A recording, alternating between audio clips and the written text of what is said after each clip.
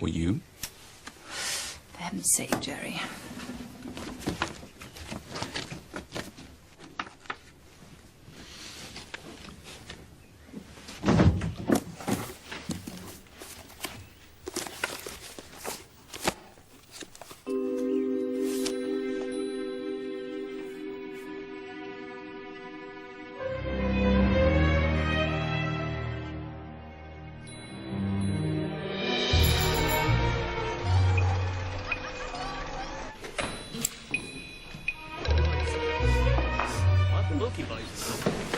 Stop.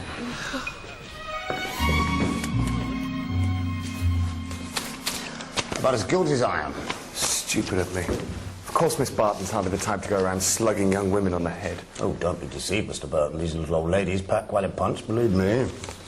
Well, what was Agnes hit with? Well, we don't know as yet, but these ladies do carry rather large bags. She'll probably have victims now. Well, I'll have this tested for fingerprints, though I don't hold out much hope. Not having much luck, then. Slowly, slowly, catch your monkey. Have you been able to eliminate anyone? Well, there are those who are more likely than less likely, but one wouldn't wish to leap to any conclusion. No, I can see that leaping isn't the order of the day. Take Amy Griffith, for example. She was due at a brownie meeting the day of the murder, but she arrived rather late. And then, of course, there's Mr. Pye. Didn't have an alibi for either day. Said he was in the garden on both occasions. Very strange man, Mr. Pye. Made a few inquiries, found that he'd come to the attention of my colleagues in the West Country. In relation to what? Matters of a hardly savoury nature, shall we say. And then, of course, there's Mrs. Dane Calthrop. Says she was bird-watching, apparently, the day Agnes was murdered, but we can hardly ask the birds now, can we, sir? It's incredible. Makes you imagine things. Yes. Awful, really, wondering whether the person you share a pot of tea with or buy your sausages from is, in fact, a criminal lunatic. Actually, Inspector. I was wondering, on the subject of Mrs. Symington's suicide, the powders Dr. Griffiths prescribed for her neuralgia, well, would an overdose have been fatal? Not unless she'd taken about 2 dozen, no. It was cyanide that did for her. No question. But if you had a choice, wouldn't a soporific be preferable to prussic acid? That would be my preference, sir. Actually, on the subject of Dr. Griffiths, a few days ago on one of his visits to my sister, I saw him at the bookcase, browsing through a book, and... well, I was just wondering if... He was our man. Well... Getting a taste for it, are we, sir? The old Sulu thing. No, I just... I can't help feeling, sir, that in this case, our man is a woman. If you get my drift.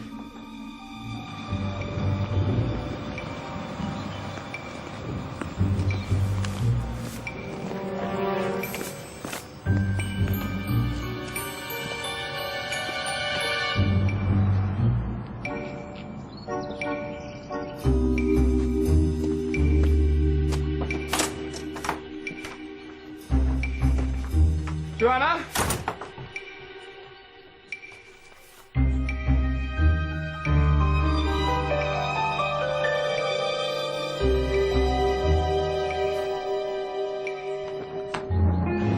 There was something about Joanna's note that bothered me.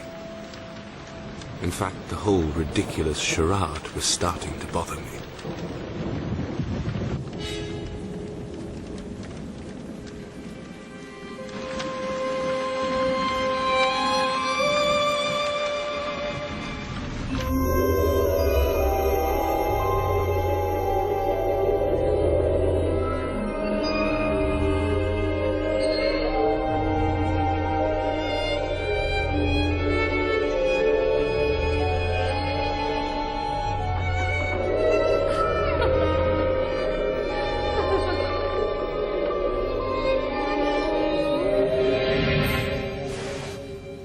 I'm so sorry, Mr. Burton. I didn't mean to startle you. The back door was open, so I took the liberty of letting myself in. Must have dropped off. I thought we should have a little talk. This horrid business, the letters and now murder. Really can't go on, can it, Mr. Burton? No, it can't. But I'm sure the police are doing their best. I'm sure they are. But as relative strangers in the village, perhaps we're at an advantage. I don't really see how... Were you dreaming just now? Yes, I suppose I was. Dreams are funny things, aren't they? Mine are usually just nonsense. May I ask what it was? Just a blur, really. Half-remembered memories. The odd scrap of paper, a telephone message, a girl's face. Yes, I heard you mention someone's name. Made no sense at all. Nonsense. But then it's all nonsense, isn't it, Miss Marple? I look around at what's going on, how stupid and petty, and think to myself, is this really what we fought to save? We should all try and see the good in each other, Mr. Burton, however much we disappoint. Yes. Probably the whiskey. Little bit of the old Dutch courage. I'm sure you're courageous enough.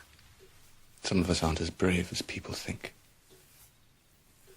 Like your Colonel Appleton, for instance, wouldn't surprise me at all if he'd done away with himself. After all, who knows what he was fighting? Fear can come in strange disguises. Couldn't tempt you, could I?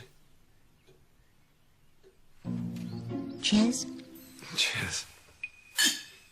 Tell me, Mr. Burton, you made mention of a telephone message, was it? Oh, yes, well, Joanna, you see, she left a message on the phone pad, and there was something about it that bothered me. Would you think me very inquisitive if I asked what the message was? It was pretty trivial, really. Along the lines of, if Dr. Griffiths calls, I can't go on Tuesday, but I could go on Wednesday or Thursday. I see. Thought it might be something like that. Like what? Something quite ordinary. Another thing that's been nagging away.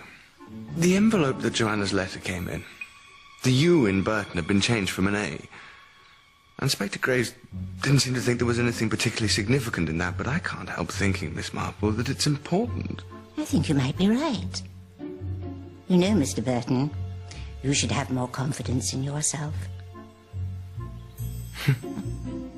You've received one of these letters, haven't you, Mr. Burton? Yes. Well, so have most people, apart from Miss Barton. Oh, so she says.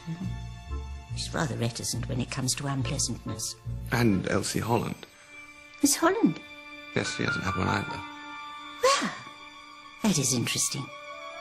The most interesting thing I've heard yet. It wasn't Elsie, was it? Whose name I mentioned when I was asleep. I can't be absolutely sure of it. It sounded more like Megan.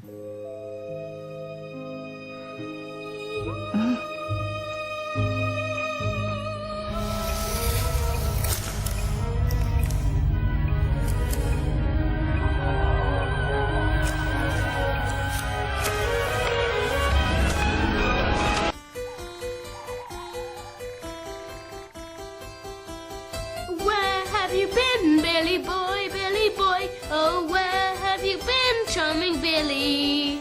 I have been to seek a wife, she's the idol of my life. She's a young thing and cannot leave her mother. Oh, where does she live, Billy boy, Billy boy? Oh, where does she live, charming Billy? She lives on the hill, 40 miles from the mill. She's a young thing and cannot leave her mother. Bravo. Bound nicely, that's right. Well done. Next time you might try the right key. Thank you. Thank you, Brian and Colin. And now my harvest soiree takes us further back in time. To the ancients, in fact. A recitation from our most revered reverend, who is going to regale us with... An ode by Horace. Rectus vivas. You spoil us. Rectius vives Licini. I didn't know Victorian sermons were up your street. Ugendo monque. I beg your pardon. Sapius ventus That book you were reading the other day, that I found you in the drawing room. What? I hope you're not suggesting that... Sperat infestis, mutit secundis, alteram sortum bene, perpetuum pectus. Informis hemes reducit, lupita idem submovit, non si male nunce.